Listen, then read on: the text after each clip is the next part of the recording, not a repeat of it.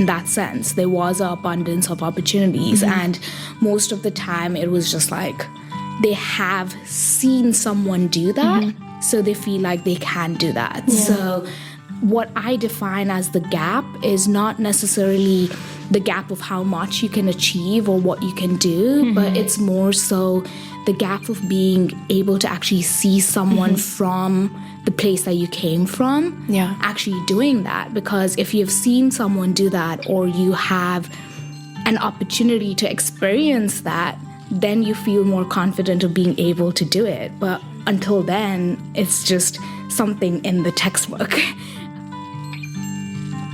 My name is Khushi Malde. I'm doing the Master's in Learning Design and Technology, followed by the MBA, and I'm in the 2024 Knight-Hennessy cohort.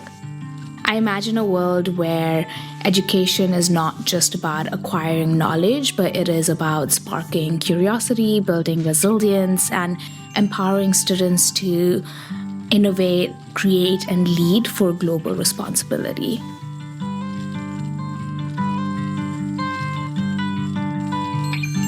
Welcome to the Imagine a World podcast from Knight-Hennessy Scholars. We are here to give you a glimpse into the Knight-Hennessy Scholar community of graduate students, spanning all 7 Stanford schools, including business, education, engineering, humanities, law, medicine, and sustainability. In each episode, we talk with scholars about the world they imagine and what they are doing to bring it to life. In this episode, we sit down with Khushi Malde, a passionate advocate for access to education and a rising star in the edtech world. Khushi, who grew up in Nairobi, Kenya, is a member of the 2024 Knight-Hennessy Scholars cohort. She has dedicated her life to ensuring that every student, regardless of their location, has access to high-quality experiential learning. We'll delve into Khushi's journey, from her early experiences with education in Kenya to her undergraduate studies at UC Berkeley, where she witnessed firsthand the disparities in educational opportunities. Hear how she chose to pursue a career path in the nonprofit sector, focusing on empowering students in Africa through entrepreneurship education. Khushi's story is one of dedication, innovation, and a deep commitment to social impact. Join us as we explore her work building tools that help high school students discover their passions and connect them to meaningful career paths. This is a conversation you won't want to miss. Hey everyone, welcome back to another episode of Imagine a World. My name is Sydney Hunt, and I'm really excited to be one of your co-hosts today. I am a member of the 2023 Knight-Hennessy Scholars cohort, and I'm doing a PhD in electrical engineering. And I am your co-host, Ashley. I'm a member of the 2024 Knight-Hennessy cohort and currently studying neuroscience, and also super excited to be here. Yeah, I'm really pumped. It's also my first episode with Ashley, so I can't wait for this Been waiting for this moment. Yeah, I know, waiting all year. So Ashley, who are we talking to today? So today we're going to be talking to Khushi, and we're going to learn a lot about her background growing up in Kenya and her work in education. And yeah, I'm just really excited to have you here. And I think I've heard a lot in our conversation earlier, and I'd love to hear more. Before we talk about the world you imagine, let's talk about the world you were born into and have experienced so far. Where are you from, and what was your journey here? Sure, yeah. Thank you for having me on the podcast. And happy to share. So in terms of what brought me to Stanford, I came to Stanford to get my master's in learning design technology, specifically from the Graduate School of Education. And a lot of this was just from my experience of how I experienced education changing my life, the life of the community around me, and thinking about how I could use education to empower students across the globe. So prior to coming to Stanford, I did my undergraduate degree from UC Berkeley, and prior to that, I grew up in Kenya, was born and raised there, went to a local high school, nothing fancy. And when I came to Berkeley, I just realized such a big gap in terms of the opportunities I had growing up in Kenya versus those that a lot of my peers had. And so in the process, studied data science, business, worked in tech for a bit, but then realized that what really brought me joy was bridging these gaps that exist in terms of education opportunities, because being a first-generation student, I saw that education just changed the trajectory, not just for me, but for my family as well. So then I started a nonprofit focused on providing entrepreneurship education to high school students in Sub-Saharan Africa. Found it very difficult to scale a nonprofit. So then my next task was to figure out how do you create impact, but also make that sustainable. So joined a for-profit education company and led their growth team. So I was doing a lot on the business side of things, and quickly realized that if you're in the for-profit space, especially on the growth side of things, you do forget about impact because you are running for just the numbers, the enrollment numbers. So I wanted to kind of bridge the two, where I'm learning is important. I've seen a lot of students just learn so much more with experiential education and are able to really find what they're passionate about, what they're interested in, and build meaningful careers around that. But how do we make that sustainable? How do we ensure that every student, no matter their background, no matter which country they are from, are getting access to those high quality education opportunities? So that's what led me to the Learning Design Technology program here at Stanford. And specifically, this program is designed around you creating a capstone project. So I found it to be a very practical program for me to test out my ideas, get a lot of feedback from learning scientists, make sure that my solution is grounded in the research of learning science, as well as then think about how do you scale it. So that's kind of where the MBA comes in, thinking about, yes, I have ideas on what would help bridge these gaps, but how do we ensure that they're sustainable? Sure. Yeah, that's a beautiful story. I love to hear how you take your own experiences and use it to empower others. You talk a lot about the word gap specifically, whether that means your personal experience of when you went to Berkeley, or talking about trying to bridge that gap right for all students. How do you define gap? And was there maybe a turning point experience when you were in undergrad that made you realize, oh, wow, education access is super different for people all across the world? I think I'll take the latter part of the question first. That was there a trigger point for me? So when I started my undergraduate degree at Berkeley, it was the very first time I stepped foot in the United States. Oh, wow, So I had never visited before. It's a long flight. It was a long flight. And the first, very nervous the first night in my dorm room while I'm speaking to my two roommates. We're just having a casual conversation of where we came from, what we did, etc. And one of them shares that, throughout high school, she was doing research for 4 years with a Stanford professor and had publications 4 years in high school. Wow.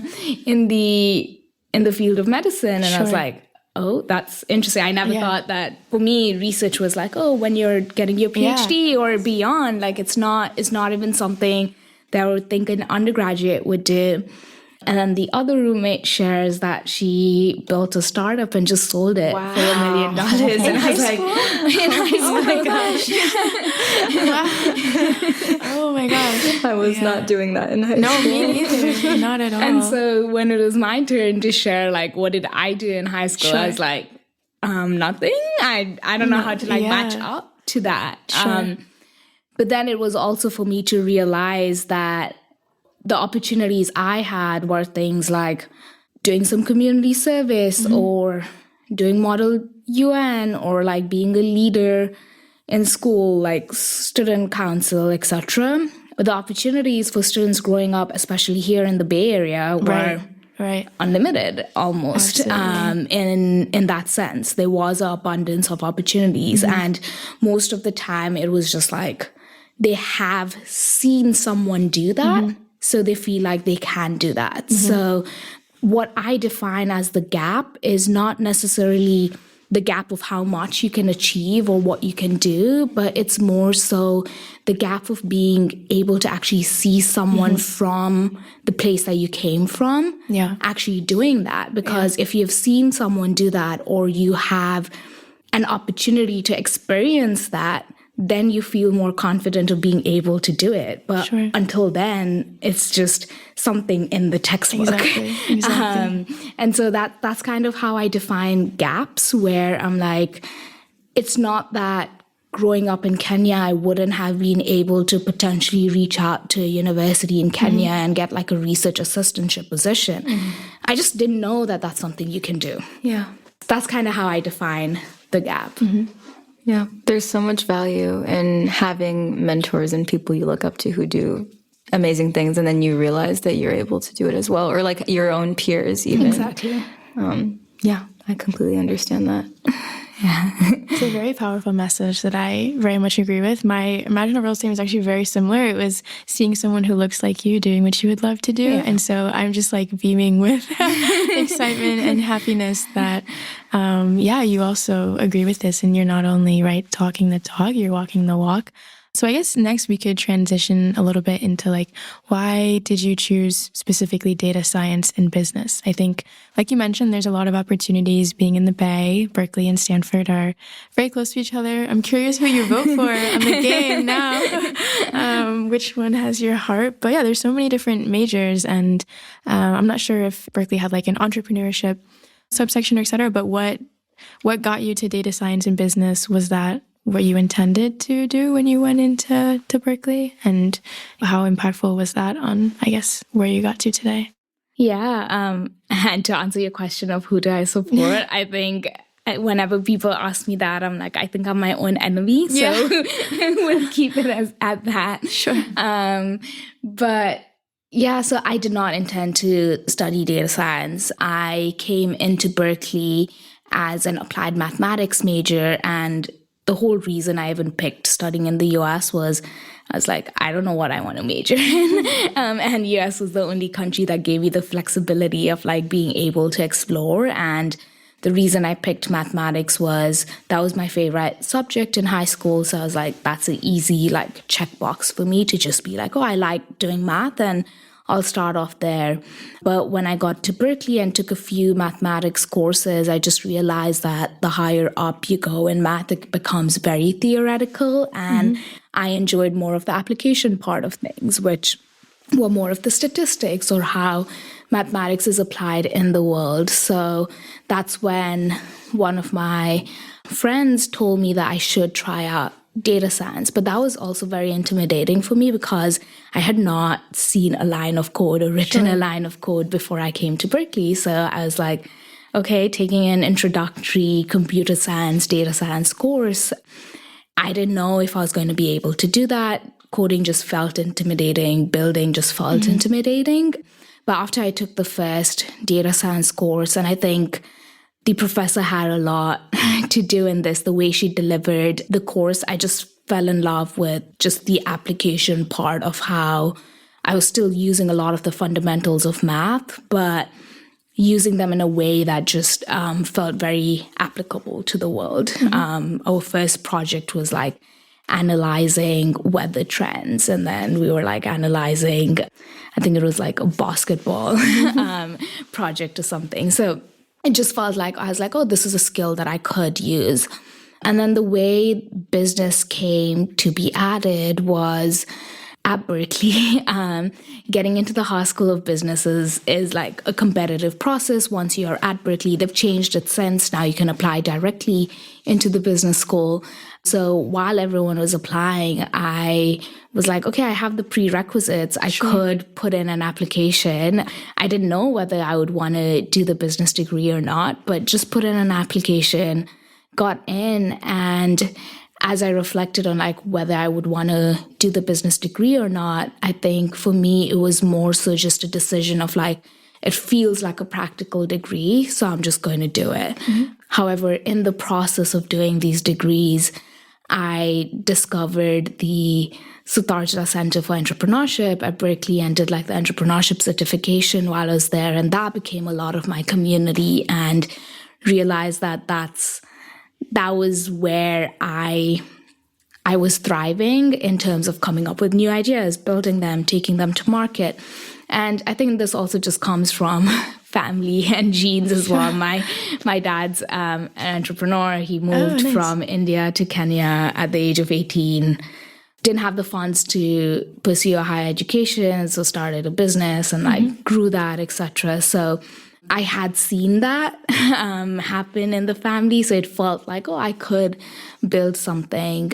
And then in the process, I also, during my sophomore and my junior year, like you mentioned, that the Bay Area has like infinite opportunities. So being right close to Silicon Valley, being close to the big tech scene, it was very much looked upon like get a software engineering internship at a big tech company. And I was fortunate enough to get an internship at Salesforce, worked there for 2 summers, but quickly realized that was something I did not enjoy.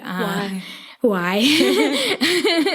Many people ask me the why. And I think it was, firstly, both the internships were during the pandemic. So I was working virtually, and that really had me reflect on like, I do prefer having a lot of people connection and being in roles that I'm speaking to people, that I'm part of communities, that I can see myself making a tangible impact. Both my internships, I learned a ton of engineering, but I was sitting for hours just behind the screen, fixing a button or doing some kind of code, etc. And that just didn't feel fulfilling.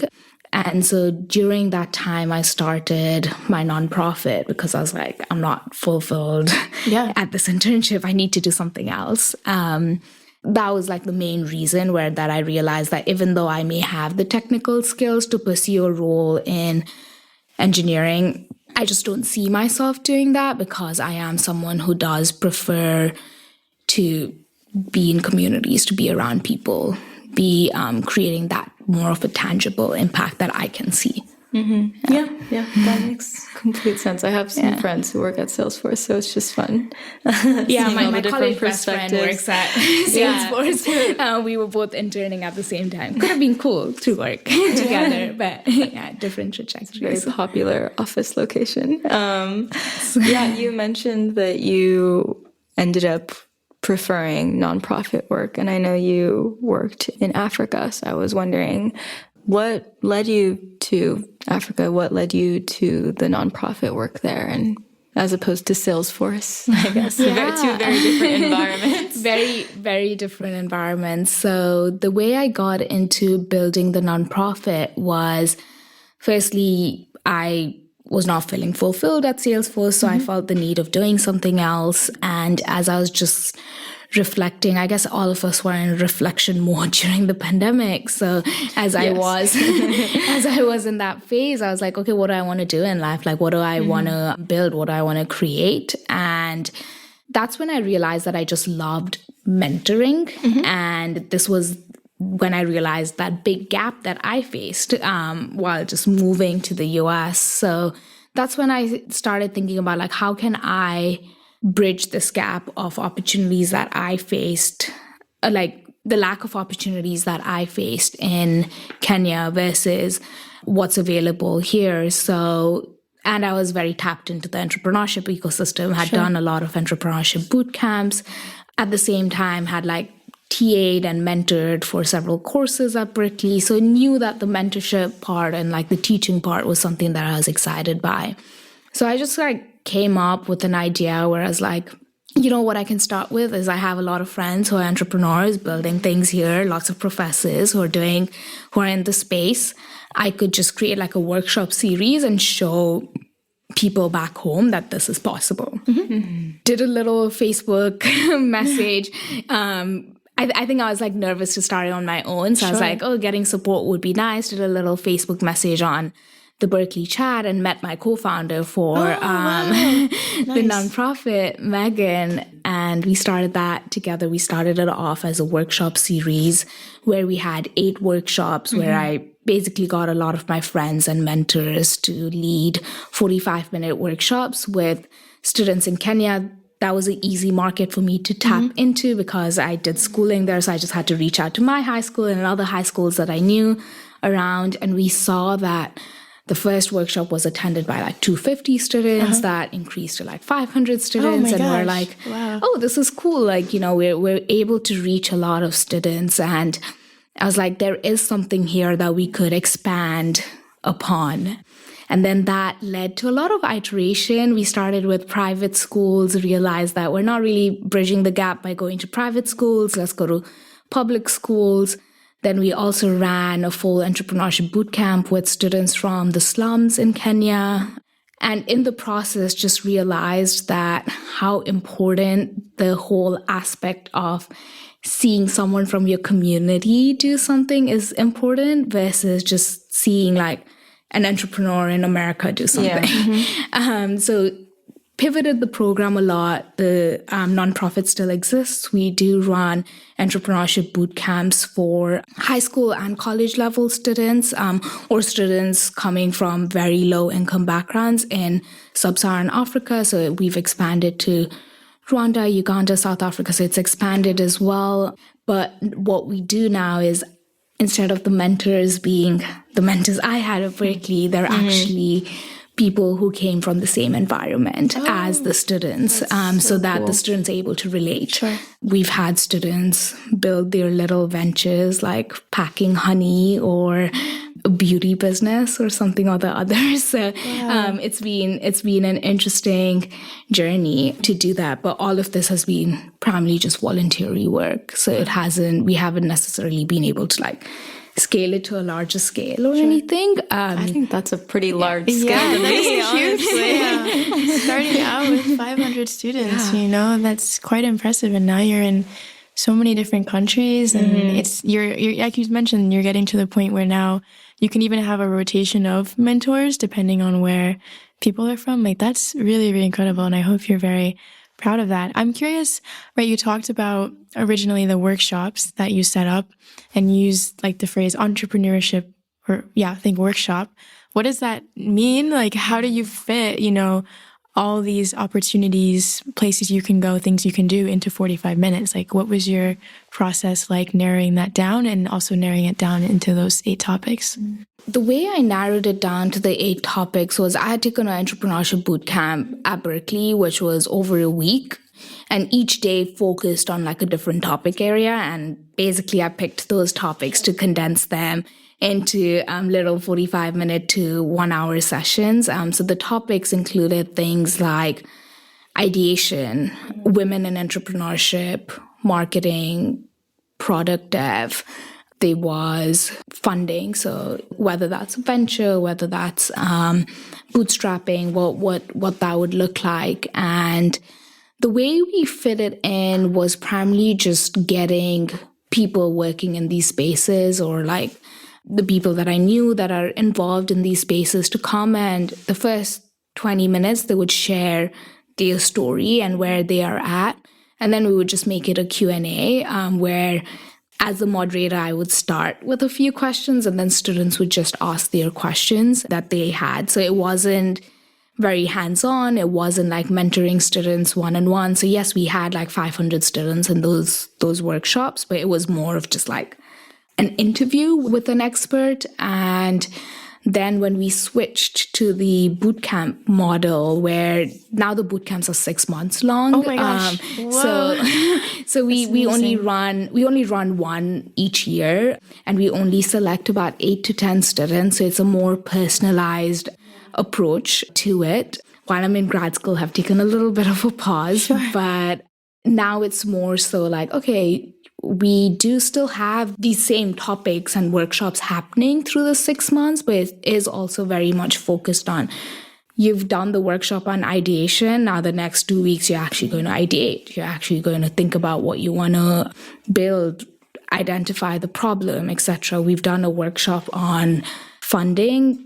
Okay, you're going to go out to your community. You are going to reach out to investors. And we do have like now a network where we're able to do like little seed funding, very minimal, but that is kind of giving them like a little bit of a start. So I think in the process, I realized that, yes, you can just listen to someone that's cool. You get exposed to things, but it's so important to immerse yourself in it. And I think that has been really cool to see, like, students actually spend 6 months, and like we ended up with like a short internship, like a 1-month internship, where we do have startups around the world that want students to do like a little project for them. And that is a great way for many of these students who've just not seen how to build a business to be at an early stage startup and be like, oh, this is how someone builds a business. Yeah. So that's the structure of the nonprofit. And I think that's where I talk about scale. Like, right now we're only able to serve a few students per year. And one thing like the Stanford program has really taught me is like, how do I change that model and like use technology that we have now to make it accessible to thousands of students as well. So yeah, I guess I was just about to ask, following up on what you said, like, now that you're at Stanford, what are your biggest, wildest dreams for like what you can do with that? Or are you kind of going in a different direction, or you want to build more? Or if you could dream up your ideal scenario for what this could be, what would it be? I'm not 100% sure whether I would still continue the nonprofit model or not, but basically the work that I'm doing at Stanford is to help students, no matter their background or where they come from, explore their potential career pathways in a very experiential way. And the way we're doing this is so I'm working with a colleague from the Graduate School of Education, Marla, and we are building a tool that has simulations of there's a lot of like prediction that we're doing, like what would careers look like in 5 to 10 years, given how rapidly technology is changing, all the things that are happening in the world. Must be hard to predict. It's very difficult. It's very difficult to predict, but then we create experiences around that such that the student goes onto this platform and in a simulation is experiencing what this career could feel like for them and see if they see themselves there. So what just my work with the nonprofit taught me is that the biggest thing is put the student in the situation to do something and they'll be able to tell themselves if that's for them or not. Yeah. But how can we scale that to ensure that many times students getting into college, like, they really don't know what they want to do.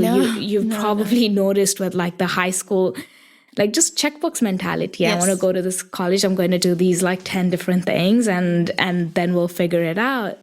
But for students who do have the clarity of like, oh, this is what I'm passionate about, this is what I'm interested in, it's just a way more authentic them. It is, they're just way more excited by life and find joy in life. So that's the goal there, where like, can we expose students early on to experience a career in finance, a career in branding and marketing, a career in law, a career in medicine through a simulation where they get hands-on with it and are like, oh, okay, I could see myself here. I do enjoy this, or like, I see myself being able to do this, but I don't see myself making a career out of that. And just getting that clarity early on just accelerates the growth for a student. So that's the project I'm working on now. So definitely taking up a lot of elements of things that I learned from my nonprofit, but giving it a bit of a broader, rather than just focusing on entrepreneurship, making it more broader to ensure students are able to explore. Yeah. I love that. I'm curious what you mean by simulation. Is it like, if I'm wanting to think about maybe being a doctor, does that mean we like see an OR, or like we see like what is that? If I was a student and I got to experience this sounds so cool. Like, what would I be doing? For sure. So I'm still thinking about the medicine experience and how that would look like. But I'll share one that we built out, which is in the field of branding and marketing. And so the way it is that we have the student be a brand manager for their favorite celebrity. So they get to pick like who they want to be a brand manager for. And then they go through different tasks in the process. So tasks include things like create a 5-year social media, not a 5-year, like a 5-week social media strategy, use Canva to like create a social media post. So that's all like design. So there's strategy, then there's design, then there is PR as well. Like, oh, your celebrity said something.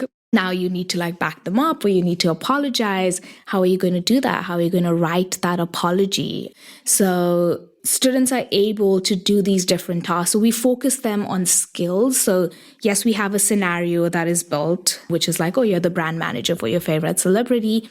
And then there are like different skills that we're focusing on: research, writing, design, strategy. And after each skill, the students reflecting what they liked and what they didn't like in that particular task. And then we're using artificial intelligence to analyze those reflections and give students a summary of like, oh, this is what you liked, this is what you didn't like. Maybe consider doing these experiences. Or if they've done several experiences in the platform, then it is like, given all of this, you love doing research and writing, so maybe consider these careers. These could be your post-secondary pathways. A lot of students choose not to go to college, and that is totally okay. But they need to know what are their options beyond high school. You know, it's not limited by what college you go to. That's not the case. There's so many certifications. There's a lot of vocational school. You can go ahead and build your business right out of high school.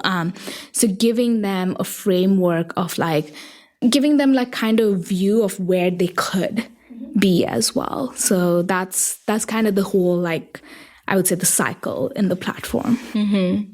Wow. That's a great way to narrow down everything that you could be in life. I feel like I would have benefited greatly from that. It actually reminds me, when I was in Taiwan as a child, there was something called Baby Boss. It was for children, and it was like this giant room that you would go to, and you could decide that day if you wanted to be a scientist, an astronaut, a business person, whatever. And then they would have, they would like suit you up in your whatever gear they wear, and then you would like do a little That's so cute. thing. And That's it's cute. It's just for kids, but I still remember it to this day. So I feel like even that left an impact on me. So what you're doing sounds like 10 times better. I hope that's how it turns out. But yeah, so that's the vision. We've seen a lot of psychometric tests, and they'll be like, this is the career that you should do. But then you're just blocking off the student from thinking about other possibilities. So that's not the goal. The goal is explore, experience, and have at least an initial pathway to follow. Like even from my journey, I started off with math and end up in education and entrepreneurship. And I feel like a lot of you probably relate that the journey is not linear. So it's just about like, okay, at least give a touch point of like post high school, what are you doing? And then we know that things are going to change beyond that, and it's okay. Right. I love those two words you said, explore and experience. Those are, I think, super powerful and super true. And it's very clear where your Imagine a World statement is coming from your exploration and your experiences. I guess the other experience, though, I want to talk about is, right, Knight-Hennessy and the reason that the three of us met. Yeah. So how is that, Ben, what is the exploration and or experiences you've had here in your program? Like, how is it added to your graduate experience? And also, why were you even interested in applying to Knight-Hennessy?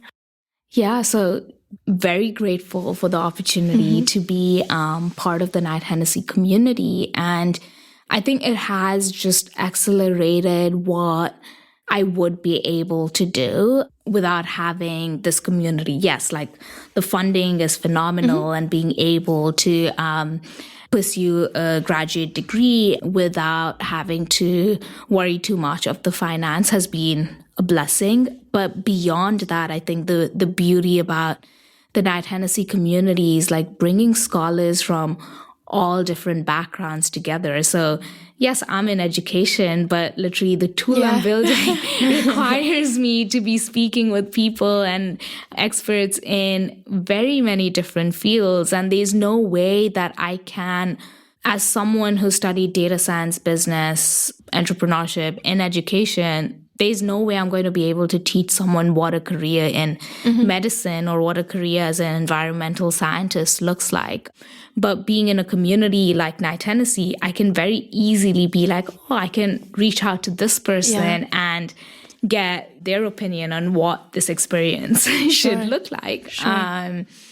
So there's that aspect where it's like you're bringing scholars from all different schools at Stanford who are doing really cool work, and everyone's able to collaborate on the different work that they're doing and just, I guess, like just accelerate everything for one another. And then I think the other beauty of just this diverse community is while I'm at the Graduate School of Education, whatever I'm building, whatever I'm doing may make sense to everyone around me. But then when I come to Denning House and share that over lunch with other scholars, I get like 10,000 questions on like, oh, how does this work? Oh, how does this work? And that just helps me refine how I'm thinking about impact and bringing in a very multidisciplinary approach to it. So I guess that's the benefit of having such a diverse community of brilliant people doing brilliant things across all the schools at Stanford.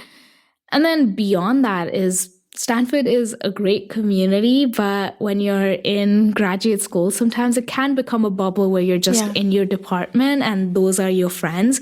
I now have friends from all different schools and it just feels really nice to like come to Denning and like detach a bit from everything that's happening in one department and just like learn from one another. Everyone has come from such a unique background, have unique stories, and that has been my favorite part. Like storytelling has been my favorite part. Yeah, do you want to say what storytelling is for the listeners who don't know about it? Yeah, I can definitely explain. So storytelling is for first-year scholars. It's like a mandatory activity that you're engaging in where the first quarter you're coming in, and it's led by Dan and Lisa. And you're just sharing stories on different topics about yourself, experiences you've had, and you just get to connect with one another on such a deeper level. And then the next 2 quarters, which is the winter and the spring quarters, you get the opportunity of sharing a much longer story of 5 minutes long to everyone. And many people share very vulnerable stories. It becomes such a safe space to really share where you're coming from, what your opinion about different things is, how different experiences have shaped your life. And I think it just ties back into like every experience is going to shape the way you view the world. So it's important to have those experiences. And sometimes you don't have them yourself, but you can have them, I guess, on like as a third party by just hearing someone's story. So that has helped me connect with the scholars much deeper. And I guess like one of my highlights of Knight-Hennessy would be Immersion Weekend. And really? Wow. I wonder if that's a hot take because maybe it's a hot some take. people are very stressed during that. Aside from the stress. Aside from the stress. Yeah, Immersion Weekend's the finalist weekend for the Knight-Hennessy application. So that's when you're interviewing for context to be selected. But you're here in person at Stanford, and that was after like having gone into the work world, like coming back into a school setting and with a group of these finalists, I feel like what happened was that was the very first time I felt that I was in a room where every single person enjoys and loves what they do. Ooh, yeah. Which is rare to find. I had been to like in the 2 years of working for the for-profit, I had been to probably about 8 or 9 conferences, and that wasn't the case in those situations. So, and I'm still like really good friends with people that did not make it to Knight-Hennessy, and it's just like a great community to be around. So I think that's why like Immersion Weekend it was a highlight. I know it's a hot take, but no, that's great. I'm glad to hear. Yeah. I think Immersion Weekend's a very special time. I agree. I think like that's like what you said, it's like the first time you meet so many people who do so many cool things in so many different fields. I think that was what really hit for me. I was so used to my own field and what I know within like science, and learning about like the MBAs and the law students and all that they want to do was absolutely mind-blowing for me. And then to have that be the beginning and then coming here and having that continue throughout like this entire year basically has been so cool. Yeah, it's really amazing. Absolutely. I guess on the topic of KH application, one question we do ask all the people we interview is you can choose one. So one, either advice for applicants or something that you wish you would have known before you applied that you found out like once you actually got here. Yeah, so I think the advice that I'll give for applicants is that many times when you're doing a college application or a scholarship application, you think that there's a formula to follow. You think that you have to present yourself in a particular way. But one thing that I really felt with the Knight-Hennessy application and also like chatting with a lot of other scholars was really just share who you are. Like it doesn't have to meet a particular criteria or a particular way of presenting yourself. Just be very authentic, share exactly what you've done, share exactly the background you come from and how your experiences have changed the way you view the world. Because I think, if we have 100 scholars in a particular cohort, every single scholar has a very different viewpoint of the world, and that is influenced by their experiences. So I think the beauty of having scholars from all different backgrounds come together with different viewpoints is what makes Knight-Hennessy what it is. And so that is what is being looked for in the application. Like, what do you bring in as you? So just be like very authentic. I think the question that took me the longest was connect the dots. But then when I do review back at my application, it was very much like very structured. I was like, I grew up here. I did this because of this. I did this because of this. I did this because of this.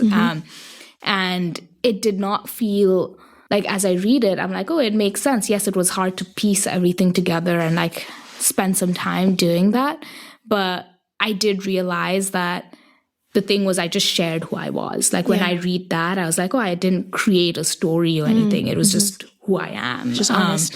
Yeah. And then the other thing I would like to say, like to a lot of fellow applicants from Africa in specific, like many times I know there is this notion of like, oh, I can't reach there. Like, why would I apply? Give it a shot. You never know. Because I had the same feeling. I'm like, oh, like Stanford, Me that's too. not happening. Yeah. Like Knight-Hennessy, definitely not happening. But just giving it a shot because you never know. I completely agree. I feel like a lot of people are stopped just by the thought alone of they don't think there's any point to it. But I agree. I was also wondering if there's anything that comes to mind for you. What do you think is the most surprising thing that or thing that you were surprised by when you came to KH that you didn't expect?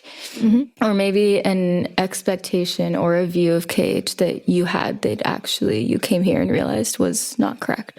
Yeah, I think the one thing that I did, I guess an expectation that I had was like everyone is super accomplished, has done like so many great things. Like, will I even fit in? Will I do and I think this goes back to like my Berkeley story where my first night with my roommates. And I was am I going to experience the same thing? Like, am I going to be able to connect with people? And I think that's what the beauty of KH is, where like, yes, everyone has done amazing things. Everyone cares about causes that they're working for, but they're also here to learn from one another. And there is really that spirit of like, I don't know anything. And the reason I'm here in this community is because I want to learn from you. And everyone is given equal space to share how they feel, their experiences, and everyone's always a listening ear. So I have never felt where like any event or anything like, oh, only this person knows this and like this person is the expert in this. It's always been like very collaborative conversations, very critical conversations as well. We talk about a lot of hard topics as well. But everyone's viewpoints are fully respected. And having been in industry before, like, and been on panels where like you're shut down or like it becomes chaotic, etc. Like there was that fear that I had, like, oh, people like just so many accomplished people in the same room. How are we going to like respect one another? How are we going to listen to one another and learn from one another? But just being at Denning, like at any point, I think like you just end up in a conversation and everyone's like supporting one another, which was really nice experience. Absolutely. I totally agree. And I think like you mentioned about storytelling, like that is a great way to start breaking the ice with people. I know something that also broke the ice, at least in my immersion weekend, was people asking each other what their improbable facts were. Yes. And I guess on the topic of improbable facts. Great segue. If you have any you want to share, you don't have to. But I'm reading yours right now, and some of them I think are so cool. So it's up to you, of course. We can always cut this out if you don't want to. But if there are any like two maybe that you would like to share. Is there one that stands out to you? Oh, that I can share more on. Yeah. Well, okay. So I really love like any type of artwork in general. And it's your first fact, which says, I have been a professional bridal henna artist for more than 40 clients over the past 9 years. Which when I read that, I was like, oh my gosh, that's the coolest thing ever. Like so cool. Yeah. I'm biased, but if you want to talk more about that, that's so sick. Yeah. So, I grew up in the Indian community. My parents are from India, and the Indian community, it is big, but not that big in Kenya. And a lot of weddings and festivities, they would be henna happening, and I just would love to get it done. And in the process, like, I think there was like probably when I was like 6 or 7 years old, like because my mom knew that I loved to get it done, she would bring henna cones home and I would just like be playing around with it. So that was kind of like my introduction of like holding a cone, etc. And then I think at the age of about like 12, 13, I started like being able to just like learn designs from videos, etc. And then because my mom saw that I was like very interested in this, then I took like professional classes to learn like the more advanced shapes, etc. And through taking those classes with my teacher, I would go for some of the orders, like clients that she had, like some of the events that she had, and I would do some of the work. And that kind of led me to being like, oh, I can create my own designs as well, and I can take up clients as well. So I think I was in probably grade 9 or grade 10 when I started taking up my own clients. Art is always just like, for me, it's like the time that I'm in my flow state. Is it like almost like therapeutic? Very therapeutic. So it's a great way for me to, I always used to like draw and paint and then got into henna, and that just like the whole process of designing and applying it, just the intricacy of it, etc., has been just a great way for me to like de-stress and also enjoy the art. So I never like, it did turn into a bit of a professional venture for a bit. I still like do it here and there, but I think for me it's just like a fun thing that I do. That's awesome. That's so cool. How long does it take for each client? I'm sure the designs must be like super intricate. I think it depends. So for a bride, it's anywhere from, because you would do like both the hands front and back and the feet, it's anywhere from like 6 to 10 hours. So that takes long. With you breaks, take a few, I hope? Okay. Yeah, you take a few breaks in between, like a quick snack break and stuff. But it is those take long. Yeah. But otherwise, like, you know, if it's just like a simple design, like it could also be done in 10 minutes. So it really depends on the intricacy of it. That's so cool. Oh my gosh. You're so talented. You're so talented. Okay. Well, I have a bias of one more fact I mentioned, but if Ashley, I don't know if you have, you're welcome to pick. Okay. You just missed the qualifying for the Kenyan national swimming team by 0.1 milliseconds. Twice. Twice. So this was in grade 8 and 9. So I was swimming competitively, and this was now the time to like qualify for like the travel team for Kenya, etc. And the first year, so the strokes that I was swimming was breaststroke and freestyle. Breaststroke I was just a bit slower, so I knew that I'm not going to qualify for that. But freestyle, the first year, like missed it by that 0.1 millisecond, and then the second year I was like, okay, let's give it another shot. Again, did not make it by again 0.1 millisecond. And so then at that point, I continued to swim and like compete within the country. But then with like just like high school work, etc., all that also like slowed down. I continued to swim recreationally. But yeah, that was like something that I love this fact because I think, there's so many different ways you can go about the improbable facts section. And I think, as I'm sure the listeners can hear from this episode, you're such a humble person. And I think this is such a unique way of bragging, but not bragging in a way. Like you're bragging in a way that's saying you're an amazing swimmer, but you also have that humility of recognizing that, maybe zooming out, right? At least when I was applying to KH and I was reading scholar profiles, I was like, oh my gosh, these people are literally like Forbes 30 under 30. Everyone has a nonprofit. Everyone has all these things. Right. And at the time I was 21. I was like, I literally have not even graduated college and I'm competing for this stuff. And I think sometimes we can put people on a pedestal of feeling like they're only successful. And I really, really love that you were able to show that, yes, you are successful in so many ways, but this one fact also shows that like you don't necessarily like achieve everything. And that's so true for every single person in the world, and especially Knight-Hennessy Scholars. Like we all have our own forms of like just missing the mark, you know, and it can be frustrating. I know I've experienced it in many different areas. And the fact that you highlighted this to me just makes me really happy, because I think more listeners need to hear and see that like we're just people. We're not perfect in any way. No one's perfect. Yeah, like, no one's perfect. And I guess also the beauty of Knight-Hennessy is like we have a Slack chat where we are like sharing our rejections just and about failures, and like we're celebrating that because there is equal celebration for you. I think I strongly believe like you just putting the effort and trying, then actually like achieving something. So definitely apply, because you never know. Exactly. And even if it doesn't work out, like just the whole process of reflecting through the application just changes a lot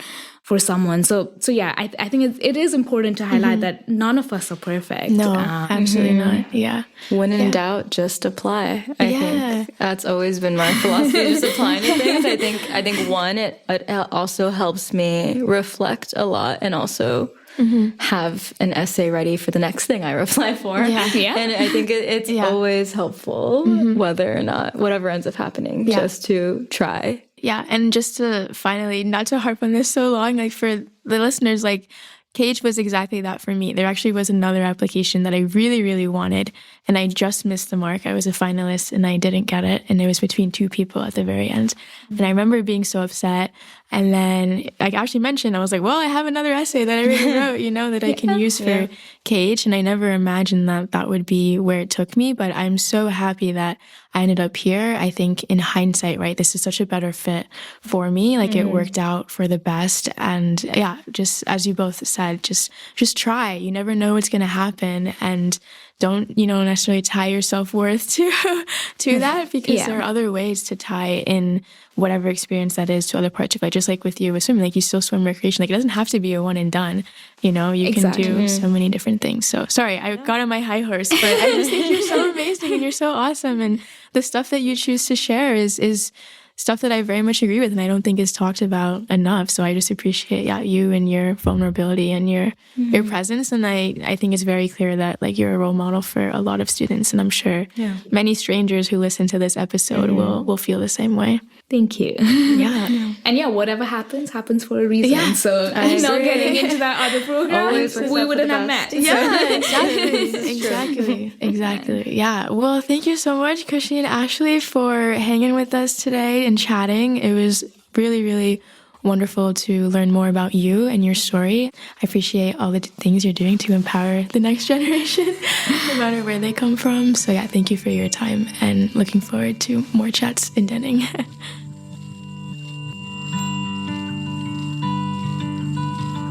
Thank you for joining us for this episode of Imagine the World, where we hear from inspiring members of the KHS community who are making significant contributions in their respective fields, challenging the status quo, and pushing the boundaries of what is possible as they imagine the world they want to see. This podcast is sponsored by Knight-Hennessy Scholars at Stanford University, a multidisciplinary, multicultural graduate fellowship program providing scholars with financial support to pursue graduate studies at Stanford, while helping equip them to be visionary, courageous, and collaborative leaders who address complex challenges facing the world. Follow us on social media at Knight-Hennessy and visit our website at kh.stanford.edu to learn more about the program and our community.